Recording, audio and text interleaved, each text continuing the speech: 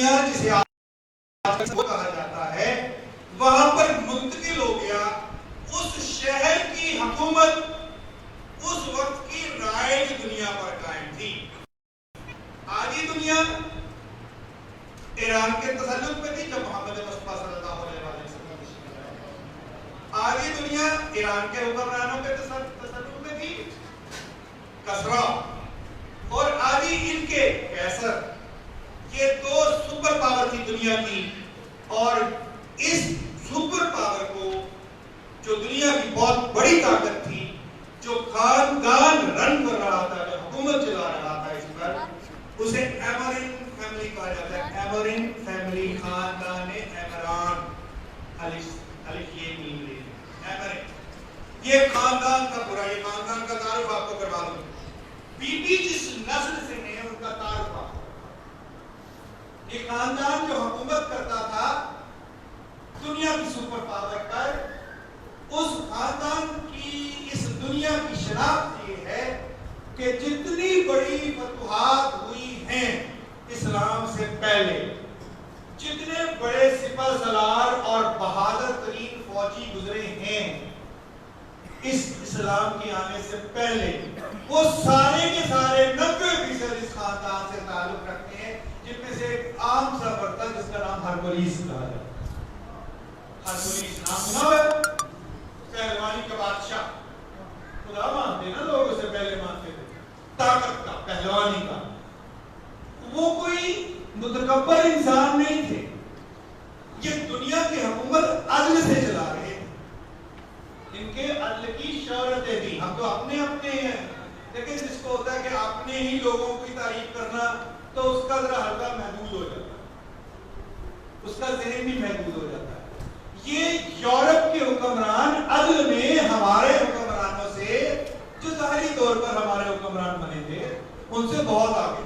ان کا ایک رتبہ تھا، مقام تھا. یہ ایمرین خاندان حاکم تھا اس وقت کے روم کا، جس روم کو آج کل ترکی کہا جاتا ہے. یہ پوری یورپ میں کی حکومت تھی اور آدھے ایشیا پر بھی حکومت تھی. اس خاندان کی نسل میں سے ایک بادشاہ آیا جس کو میخائیل دوم کہتے ہیں. میخائیل دوم، مائیکل ٹو. اور محمد آل محمد صلی اللہ اللہم صلی علی محمد و آل محمد. آپ کے زمانے کے امام کو خدا نے جہاں اپنی پوری حکمتوں کا، تعلیم کا، کلمات کا خلاصہ قرآن اور قرآن کا خلاصہ ان کو بنایا ہے نا، بالکل اسی طرح جتنی بھی انسانیت ہوئے زمین پر اس نے بچھائی ہے، ان کا خلاصہ بھی امام زمانہ کی شکل میں ظاہر کرے. یہ پہلو میں آپ سے کیوں عرض کر رہا ہوں. میخائیل دوم، مائیکل ٹو، گوگل سرچ کریں گے نا آپ کو کنگ مائیکل ٹو دوم لکھیں گے تو آپ کو لکھا ہوا آ جائے گا کہ پردادا جناب نرجس سلام اللہ علیہ، بی پی کے پردادے کا نام ہے مائیکل ٹو. دنیا میں توتی بولتا، پوری دنیا کی حکومت سپر پاور تھا، لیکن ایک عادل حکمران. اس کے ہاں بیٹا پیدا ہوا. وہ بیٹا پیدا ہوا تو اسے یہ خواب میں بتایا گیا، یہ ان کی تعریف بتا رہا ہوں آپ کو. اسے خواب میں یہ بشارت ہوئی کہ یہ بیٹا وہ ہے جو دنیا میں عدل نافذ کرنے کی پوری کاوش کرے گا، عدل نافذ کرنے کی کاوش کرے گا. یہ خواب اسے مقدس ہستیوں جناب عیسیٰ علیہ السلام کی زبان سے اس کے ذریعے بتایا جاتا ہے. تو ذرا بتائیں کہ آپ کے زمانے کے امام کی سب سے بڑی خوبی کیا ہے؟ عدل. جب دنیا ظلم اور جور سے بھر چکی ہوگی تو وہ اس میں عدل و انصاف قائم کر دے. تو تیاری خدا کہاں سے کروا رہا ہے؟ واہ واہ. ایک ایک چیز کو، سب کو بھی پاک رکھنا ہے، مقدس رکھنا ہے. عدل سے عدل قائم کرنے کی کاوش کرے گا. اس کا نام اس نے رکھا میخائیل. پہلے کا نام مائیکل ون، اپنے بیٹے کا بھی نام رکھا، اور پھر بعد میں وہ بدل کے جو ان کی اپنی زبان ہے اس میں نوفل ہو گیا. جناب نوفل جو بی بی نرجس سلام اللہ علیہ کے دادا ہیں، یہ اس کے بعد حکمران بننے جا رہے تھے. جناب نوفل. اب یہ دور کون سا؟ یہ دور وہ ہے جب حجاز کی سرزمین میں جناب مولا امام علی نقی علیہ السلام اللہم صلی علی محمد و آل محمد اپنا ظہور پر نور فرما چکے ہو. آپ دنیا میں تشریف لے آئے ہو. یعنی وہ صدی جسے تیسری صدی کہا جاتا ہے ہجری کی، سن 200 201 203 204 205 کا یہ دور ہے. یہ دور شروع ہو چکا تھا. سرکار مولا امام علی تقی علیہ السلام کی آمد، امام علی تقی علیہ السلام کی امامت امام تقی علیہ السلام کا دور چل رہا تھا. اس دور میں یہ وہاں پیدا ہوا کون؟ نوفل، جس کو اگر آپ سرچ کرنا چاہیں گے تو گوگل میں جائیے، وہاں پہ لکھیے گا تھیوفیلس. تھیوفیلس ایک حکمران کا نام ہے، ساتھ آگے ترکی بھی لکھ دیجئے گا تو وہ کھولے گا اور ساتھ ہی نیچے آپ کو لکھا ہوا نظر آ جائے گا great father of the mother of the Imam Mahdi علیہ السلام. یہ ہم نے نہیں لکھا، یہ ان کی تاریخوں میں سے مشتبہ کر کے انہوں نے یہ ویکیپیڈیا بنائے ہیں. یہ آپ کو گوگل میں سے ملے گا. کیا نام ہے؟ جناب نوفل. اور جناب نوفل علیہ السلام کیونکہ جو کوئی بھی اس امانت کے بھار کو اٹھانے کے لیے منتخب ہو جاتا ہے وہ سلام کے قابل ہو جاتا ہے. تو جو ان کی ہستی ہے اس کی ہستی کو علیہ السلام میں ایسے نہیں کہہ رہا. ابھی آگے واقعہ آئے گا، آپ کو سناؤں گا تو آپ کو اندازہ ہوگا کہ بی بی کی اس جد کا مقام کیا ہے محمد و آل محمد کی نظر میں. تو یہ شخصیت جناب نوفل تھیوفیلس، ان کو حکمرانی ملی. اور جیسے ہی ان کو حکمرانی ملی تو انہوں نے کہا کہ میرے لیے زوجیت کے لیے وہ خاتون ڈھونڈ کے لاؤ کہ جس کے بارے میں یہ مشہور ہو کہ یہ کبھی پردے سے باہر نہیں گئی اور اس نے کبھی گناہ نہیں کیا اور یہ نیک ترین پورے شہر بھر کے خاندان میں سے خاندان کی عورت ہے. اور محمد والے محمد صلوات اللہم صلی علی یہ جناب نوفل جناب تھیوفیلس تیاری کر رہے ہیں. کس کی تیاری کر رہے ہیں؟ اس امانت کی نگران کو اس دنیا میں جنم دے کر تشریف لانے کے لیے تیاری ہو رہی ہے. خود نہیں کر رہے وہ. کیوں؟ وہ کہتا ہے کہ میں پھر ان کے ہاتھ بن جاتا ہوں، میں ان کی زبان بن جاتا ہوں. وہ جس کی امانت ہے وہ تیاری کروا رہا ہے. کیوں؟ وہ کہتا ہے اللہ علی کل شیء میں قادر ہوں ہر چیز پر. یہ اس کی قدرت کا نمونہ ہے. یہ ظاہر میں ہو رہا ہے دنیا میں، کسی دنیا میں ہجری 800 یا 35 36 32 عیسوی کے واقعات آپ بول تو نہیں ہو رہے. آپ کو یہ میں عرض کر دوں کہ میں تعارف کروا رہا ہوں اور تعارف ہے یہ معرفت کی بات نہیں ابھی میں کرتا ہوں. معرفت نہ میری اوقات ہے آپ کو دینے کی، میری تو کیا سلیمان فارسی کی ابو ذر کو دینے کی اوقات نہ تھی. کسی کی بھی اوقات نہیں ہے معرفت دینے کی. ہاں جو معرفت حدیث میں ذکر ہوا ہے نا، جو قرآن کے پیرائے میں ذکر ہوا ہے کہ جو اپنے زمانے کی امام کی معرفت کے بغیر چلا گیا وہ جاہلیت کی موت چلا گیا. وہ معرفت، وہ تعارفی معرفت ہے جو آپ کے سامنے میں حل کرنے کی کوشش کر رہا ہوں. صلوات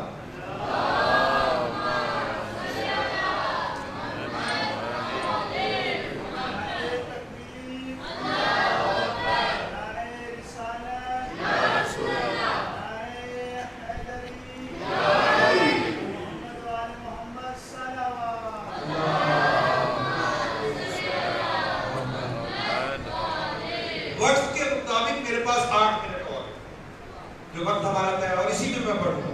آپ کو زیبت زیادہ نہیں دینی کیونکہ مجھے تجربہ کہ میرے جیسے کی نالائق کی گفتگو وہاں بیٹھ کے سننا کتنا مشکل ہوتا ہے.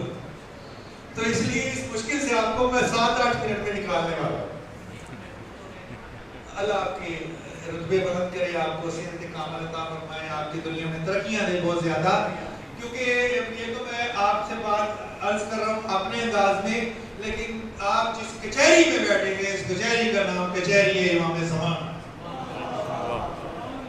امام زمانہ کی کچہری میں تو ایک بال بھی گردن بھی ہلائے بغیر بیٹھنا سعادت، اور ای سعادت بزور بازو نیچ، یہ سعادت جی یہ مل ہی نہیں سکتی بزور بازو، یہ وہی ہے جو دیتا ہے کہ آپ اس کچہری میں بیٹھنے کی ہمت رکھتے ہیں، آپ کو توفیق الہی مل جاتی ہے کہ آپ یہاں تشریف لے آکے کربلا کا پوری کا صبر ہے، یہ کربلا کا صبر ہی یہ ہے۔ کبھی غور کیجئے گا اپنے بیٹے کے سپاہیوں کی تیاری کے لیے جو چھوڑی قائم کی ہے نا امام حسین نے، اس کا نام ہے مجلس امام حسین۔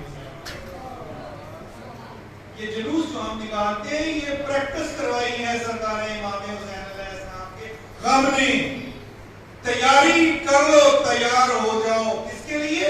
میرے اس بیٹے کے لیے جو تمہاری رہنمائی کے لیے آ رہا ہے۔ تو میں عرض کر رہا ہوں کہ اس 7-8 منٹ میں آپ کو بی بی نرجس سلام اللہ علیہ کی تعریف کی ابتدا کر رہا ہوں۔ اچھا یہ آپ کے دادا، ان کے 2 بیٹے پیدا ہوئے۔ بڑے بیٹے کا نام جو بڑا بیٹا ہے اس کا نام بھی مائیکل رکھا، مائیکل سون، مائیکل 3، اور اس کے 1 سال بعد کیا خاص کرتے ہیں جڑواں بیٹا جیشوا، جسے یشو بولا جاتا ہے ہمارے یہاں ہندوستان میں، جیشوا دوسرا بیٹا۔ یہ جو دوسرے بیٹے ہیں نا جیشوا، اس نوفل علیہ السلام کے جوانی میں اس دنیا سے تشریف لے گئے تھے، اور یہ وہ ہیں کہ جن کی دختر نیک اختر کا نام جناب نرجس سلام والد گرامی جناب نرجس سلام اللہ علیہ کے تو امام زمانہ میں کیا لگے؟ امام زمانہ کے نانا، یعنی رتبے میں کم نہیں۔ جو نانا کا رتبہ ہے وہ کسی صورت میں بھی دادا کے رتبے سے کم نہیں ہوتا، مقام ہے، رتبہ ہے، اور کس کا؟ میرا اور آپ کا نہیں، زمانے کی وراثت کا نانا جس کو قرار پانا تھا، ان کا نام ہے جیشوا، جو پیدا ہوئے ہیں بعض کتابوں میں 214 ہجری، 215، 213 جتنا بھی لکھا ہوا، یہ ہجری کے ایام ہیں جس میں وہ اس دنیا میں تشریف لائے۔ بعض کتابوں میں کچھ بعد میں لکھا ہوا۔ تو جناب یوشع جیشوا جو بی بی کے والد گرامی ہیں، یہ اس وقت پیدا ہوئے۔ یہ وہ وقت تھا جب مولا امام علی نقی علیہ السلام امامت کی باغ دور سنبھال چکے، باغ دور امامت مولا کے ہاتھوں میں آ گئے۔ بعض کتابوں میں لکھا ہوا ہے کہ آپ صغیر سنی میں تھے، لیکن بہرحال بعض کتابوں میں یہ بھی تحقیق ہے۔ اور پھر ایک اور بات سن لیجیے، اس موقع پر روک کے آپ کو کر دوں، مومنین میں خوبصورتی یہ ہے کہ یہ بات کو پرکھتے ہیں، یہ آپ کا خاصہ ہے، مومنین کرام کا، علی کے شیعوں کا یہ خاصہ ہے کہ یہ بات کو پرکھتے ہیں۔ اچھا بزدل نہیں ہوتے، بہادر ہوتے ہیں، لیکن معذرت کے ساتھ آج کل بزدل ہو گئے۔ بہادری سب سے بڑی پتہ کیا ہے؟ شاہد عباس یہاں پر ایک نالائق انسان بات کر رہا ہے، کسی بات پر اعتراض ہو تو اس کو روک کے کہ شاہ جی آپ نے غلط کہا، یہ بہادری ہے۔ اب یہاں پر لوگ ذاتی قرآن بنا کے سنا کے چلے جاتے ہیں تو ہمیں سے کسی کی ضرورت نہیں ہوتی، ایسے ہی بات ہے، اپنا قرآن سنا جاتے ہیں جو اللہ کا نہیں ہے، یہاں بیٹھ کر جسے ممبر ختمی مرتبت محمد مصطفیٰ کہتے ہیں، وراثت علماء وارث کس کے ہیں؟ انبیاء کی۔ انبیاء کی وراثت پر بیٹھ کے ذاتی قرآن سنا کر چلے جاتے ہیں۔ کوئی پان فروش ہے، کوئی بچپن میں گڑیوں کا کاروبار کرتا تھا، پتنگیں اڑایا کرتا تھا، مشہور تھا، لاہور کا بہت بڑا پتنگ باز، اس کا پتنگ باز بیٹا ذاکر آج کل بہت بڑا، کوئی کچھ ہے، وہ یہاں آتے ہیں ذاتی قرآن سنا کے چلے جاتے ہیں۔ شیعہ بزدل ہو گئے، بزدل، لیکن یہ قوم بزدل نہیں اور نہ ہی ہے، دلیل ہے۔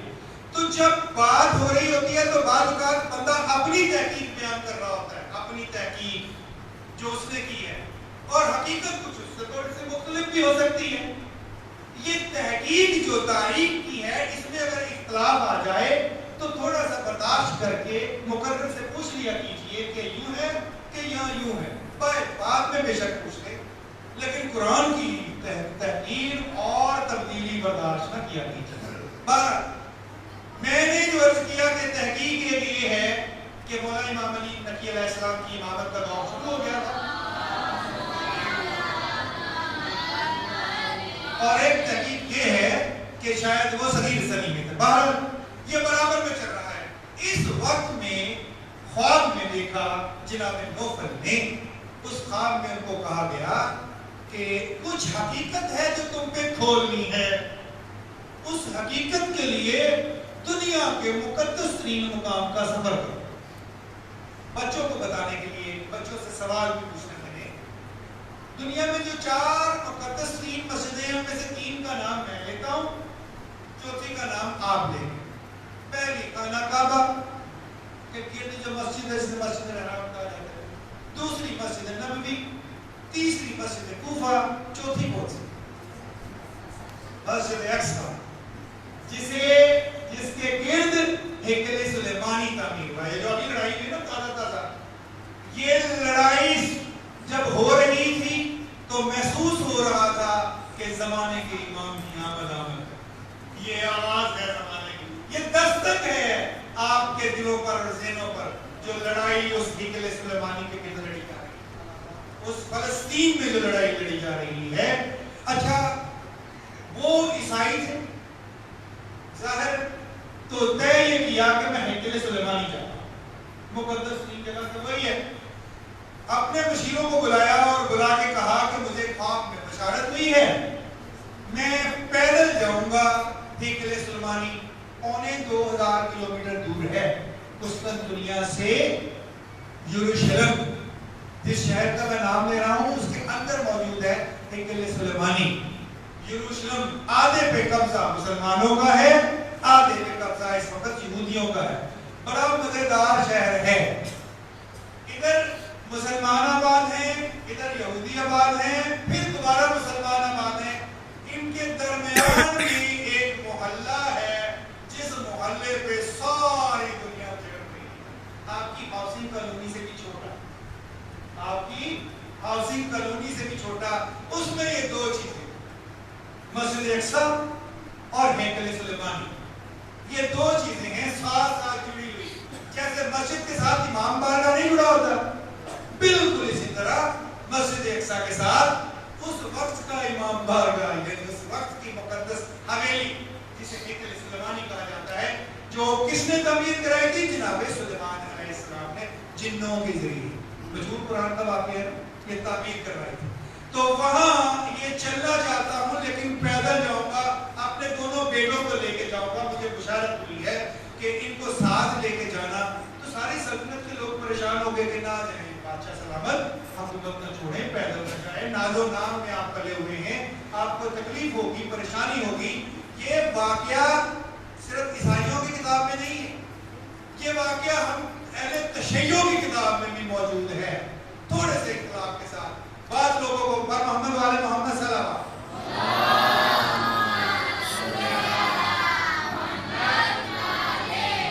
بعض لوگوں کو نام علی سے اشتباہ ہو گیا اور یہ واقعہ جوڑ دیا انہوں نے مولا علی علیہ السلام کے ساتھ۔ نہج الاسرار جو کتاب ہے اس میں یہ واقعہ مولا علی علیہ السلام کے ساتھ مربوط کر دیا گیا، جبکہ یہ بھی علی کا ہی واقعہ ہے، جناب علی نقی علیہ السلام۔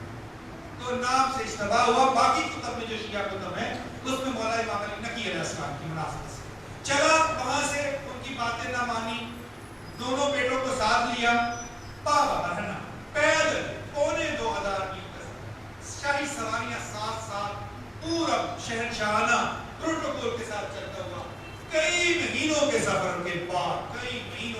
کے بعد تھکا ہارا پہنچا وہاں پر۔ وہاں پہنچنے کے بعد فوراً ہیکل سلیمانی میں اپنا ڈیرا لگایا، کہا فوراً شمع روشن کرو اور سارے علماء کو اکٹھے کر لو جس مذہب سے بھی تعلق رکھتا ہے۔ ایک لمحے کے لیے بھی انتظار نہ کیا، ذرا غور کیجئے گا بشارت کیا تھی، وہ آگے آپ کو عرض کریں، ایک لمحے کے لیے بھی انتظار نہ کیا، سب کو اکٹھا کر لیا۔ اور کہا میں تم سے پہلا سوال پوچھتا ہوں کہ تمہاری مقدس کتابوں میں وہ کون سی صورت ہے کہ جس میں خدا نے کوئی ایسے الفاظ، کوئی ایسے ہجے نہیں رکھے جو 7 پر مشتمل ہے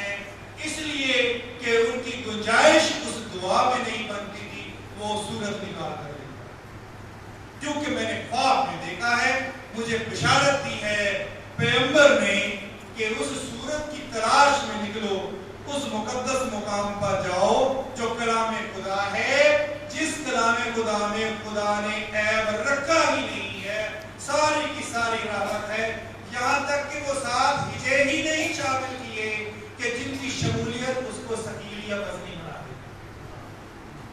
انہوں نے کہا جی ڈھونڈتے ہیں، میں نے کہا ڈھونڈنے نہیں، ابھی سے شروع، 1 دن 2 دن 3 دن کا تمہارے پاس ڈھونڈ ڈھونڈ کے تلاش کر کر کر کے تیسرے دن آئے پر محمد والے محمد صلی اللہ علیہ وسلم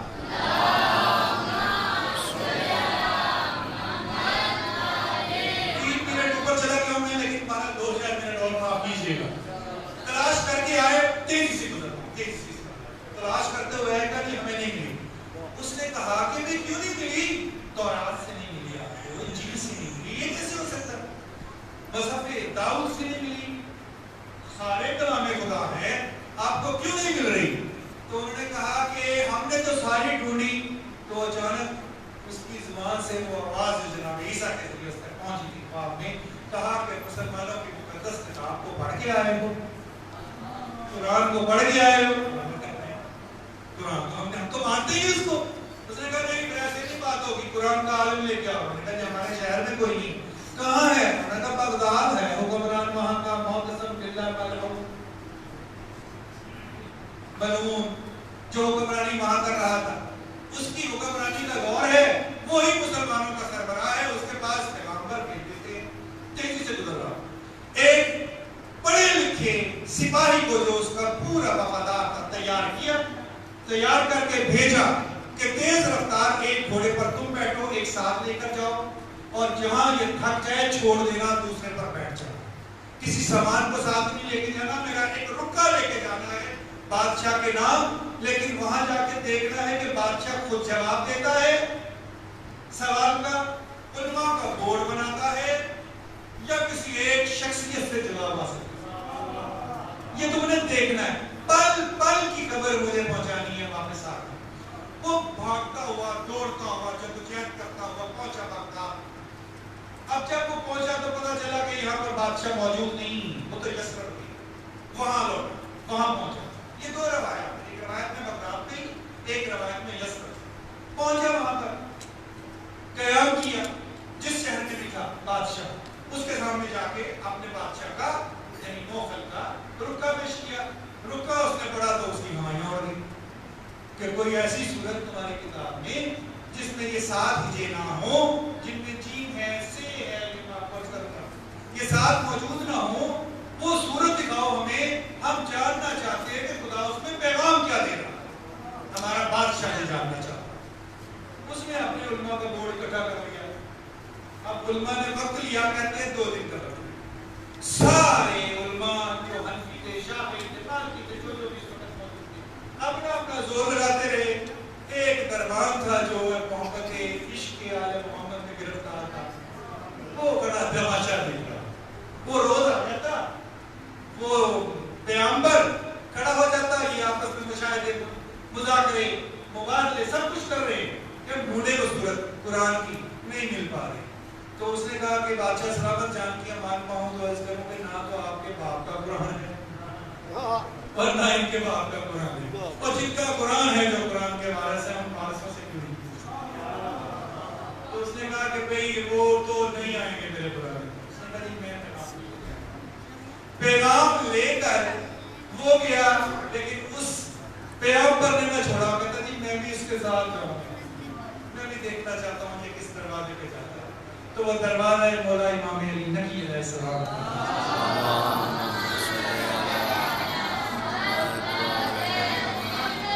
حسب وعدہ بات میں یہاں چھوڑتا ہوں کیونکہ وقت زیادہ ہو گیا، آپ کو زیادہ بٹھانا نہیں ہے۔ انشاءاللہ تعالیٰ جناب نرجس سلام اللہ علیہ کی اجداد کا تعارف جو ہو رہا ہے، جناب نرجس سلام اللہ علیہ کے مقدس ہونے کا رتبہ آپ کو جو سمجھانے کی کوشش کر رہا ہوں، تعارف امام زمانہ کے لیے تعارف امام زمانہ کا جو آپ کے سامنے اس کر رہا ہوں، انشاءاللہ اگلی بار یہیں سے دوبارہ شروع کریں گا۔ آپ سے استدا چلے اگر آپ اجازت لے دیں گے کمر بھائی سے تو آپ ذرا سلوات پڑھ کے سنائے نا کہ کمر بھائی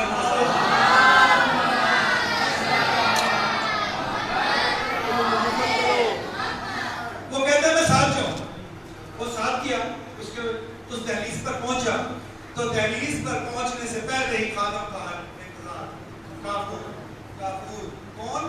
تو سرکار مولا امام حسن عسکری علیہ السلام کا بھی صحابی ہے اور آپ کے اور میرے زمانے کا پہلا پیغام گھر سے باہر لانے والا مرد، اس کا نام ہے کافور، اس لیے مقدس ہستی ہے۔ کھڑے ہیں پہلے دروازے پہ، بھائی جو لے کے آئے وہ چٹھی بولا، چٹھی پکڑی کافور نے، وہ کہہ رہے میں دیکھ رہا ہوں بس دہلیز پہ وہ کھڑا۔ یہ ساری گفتگو اس پیغمبر کی زبانی ہے جو میں آپ کو سنا رہا ہوں۔ وہ کہتا ہے میں دہلیز پہ کھڑا دیکھ رہا ہوں، اندر گیا، کچھ دیر بعد آیا اور بعد آنے کے بعد اس نے یہ کہا کہ یہ پیام جا کے جو مولا نے جواب لکھا ہے یہ یہاں نہ بولنا، اس دربار میں جا کے براہ راست بادشاہ کے سامنے کرو۔ ایک روایت۔ دوسری روایت یہ ہے جس پر میں اعتماد کم کرتا ہوں کہ مولا دربار میں تشریف لے گئے، پر وہ بھی ہو سکتی ہے، جھگڑے والی بات نہیں۔ خیر رکا جب کھلا تو کہا کہ جو سوال پوچھا گیا ہے پوچھنے والے کی طرف سے، اس سوال پوچھنے والے کو یہ جواب دے دو کہ وہ جو پوری سورت خدا نے پوری کی پوری رحمت پوری انسانیت کے لیے بنا کے آپ کے پیغمبر کے ذریعے بھیجی ہے، وہ سورت ہے کہ وہ دن میں 5 مرتبہ تلاوت کرتے ہیں، ہر نماز میں تلاوت ہوتی ہے۔ سورہ فاتحہ 7 مثانی جو الحمد کی الف سے شروع ہوتی ہے اور اپنے گناہوں کی اور گناہوں سے بچنے کی معافی پر ختم ہوتی ہے، یہ وہ صورت ہے جو قطبی مرتبت نے اللہ کا اسم لینے کی اجازت اللہ سے چاہ کے وہاں معراج پر بیان کی۔ کلام محمد مصطفیٰ بسم اللہ الرحمن الرحیم، آج الحمدللہ رب العالمین۔ خدا نے جب یہ پہلی دفعہ معراج پہ آمنا سامنا ہوا، کیسے ہوا یہ میں اور آپ نہیں سمجھ سکتے، یہ سمجھایا نہیں جا سکتا۔ جو بھی ہوا، جو بھی پردے تھے، اس پردوں میں خدا کی طرف سے پہلا حکم آیا آپ کے پیغمبر کو میرا نام لے۔ آپ دیکھیں نا انسان کو اپنا نام محبوب کی زبان سے سننا کتنا پسند ہوتا ہے، یہ جبلت ہے خدا مند ذوالجلال کی، پسند ہی اتنی تھی محمد مصطفیٰ کی زبان خدا مند ذوالجلال کو کہ تو میرا نام لے اس مقام پر۔ تو آپ نے کہا بسم اللہ، شکر۔ اللہ نے کہا اور نام لے الرحمن الرحیم، شکر۔ اللہ نے کہا اور نام لے الحمدللہ رب العالمین، شکر۔ اللہ نے کہا اور نام لے الرحمن الرحیم، اور نام لے مالک یوم الدین، اور نام لے۔ یہ پوری سورت خدا عشق میں محبت میں محمد مصطفیٰ کی مانگتا رہا، اپنا اسم گرامی آپ بیان کرتے رہے۔ وہاں پر آپ کی یاد آئی تو کہا اہدنا الصراط المستقیم صراط الذین انعمت علیہم غیر المغضوب علیہم ولا الضالین۔ کیا پھر فوراً یہ نہیں کہا شکرن، شکرن کہتے تو اللہ نے کہنا تھا اور یہ میرا خیال، پھر کہا الحمدللہ رب العالمین۔ اس لیے ہم شیعہ نماز میں جب پیش نماز آگے پڑھنے والا سورت مکمل کر لیتا ہے تو ہم دہراتے کہ ہمیں آمین نہیں کہتے، کیا کہتے ہیں الحمدللہ رب العالمین۔ پوری سورت کے اختتام پر آپ نے فرمایا یہ وہ سورت ہے جس میں یہ ساتھ کے ساتھ ہلے نہیں، جو رحمت ہے کائنات کے انسانوں کے لیے، 7 مثانی بار بار دہرائے جانے والی، یہ جا کے بادشاہ کو دے دو۔ اور نیچے پیغام، اس کو پیغام یہ بھی دینا کہ جو خواب میں ہم سے وعدہ کیا تھا اس وعدے پر قائم رہے۔ وعدہ کیا تھا کہ اگر یہ مجھے مل جائے گا، یہ راز کائنات میں رحمت کا سب سے بڑا، تو میں جو یہ پیغام خدا لے کر آیا تھا اس کی رسالت پر، اور جو پیغام یہ مجھ تک پہنچائے گا اس کی وصایت پر ایمان لے گا۔ یعنی کیا؟ لا الہ الا اللہ محمد رسول اللہ علی ولی اللہ، کہ جو پورا سلسلہ امام زمانہ تک ہے اس پر میں ایمان لے کر آؤں گا، قائم رہنا اپنے وعدے پر جو خواب میں ہم سے کیا تھا۔ پیغمبر واپس پہنچا، یہ پیغام دیا کہ چما، لکھا ہے تاریخ میں اس وقت کو چما، اور پھر اس کے بعد وہ مسلمان ہوا لیکن ظاہراً اعلان نہیں کیا۔ یہ پھر تربیت جناب نرجس سلام اللہ علیہ میں آپ کو یہ پہلو نظر آئے گا کہ وہ مسلمان ہوا تو کیسے ان کو عربی آتی تھی بیوی کو، جب وہ تشریف لے کر آئی بغداد میں، عربی میں گفتگو کیوں کرتی تھی جبکہ ان کی زبان عربی نہیں ہے؟ سورہ فاتحہ کیوں پڑھ پڑھ کے سناتی تھی جب ان کی زبان عربی نہیں ہے؟ تو یہ تربیت کا وہ پہلو ہے، وہ جب جاتا تھے جد سے ملا تھا ان کو، وہ پھر انشاءاللہ اگلے اتوار آپ کی محبت پہ آپ کے سامنے پیش کرنے کی عرض کرنے کی کوشش کروں گا، اس دعا کے ساتھ کہ خداوند ذوالجلال اپنے زمانے کے امام کے حضور ہماری یہ حاضری قبول فرمائے، خداوند ذوالجلال ہمارے گناہوں کو معاف فرمائے، ہمیں ان کا ناصر اور سپاہی بننے کی توفیق عطا فرمائے، ان کے اس زمانے میں ظاہری ظہور میں تاجیل جلد بھیجے ان کو، ہماری آنکھیں ان کی زیارت کی ہوں، کبھی یہ حقیقت منتظر نظر آ لباس مجاز میں کہ ہزاروں سجدے تڑپ رہے ہیں میری جمیل نیاز، ان کے انتظار میں ہم موجود ہیں میرے مولا، ان کا جلد ظہور فرما، ہمیں ان کے سپاہی بنا، جو قرآن ان کی زبان پر ہے اس قرآن کو سمجھنے کی توفیق عطا، اس قرآن کو پڑھنے کی توفیق عطا، اس قرآن پر عمل کرنے کی توفیق عطا، جو سیرت 14 معصومین چھوڑ گئے ہیں میرے مولا، ہم تمام مردوں، بزرگ، بچوں، بوڑھوں، خواتین کو اس پر عمل کرنے کی توفیق عطا فرما، اور ہمارے اس چھوٹی سی کاوش کو، اس چھوٹے سے ذکر کو، اس عبادت کو اپنے حضور کا تاجیل ظہور امام زمانہ بلند کر صلوات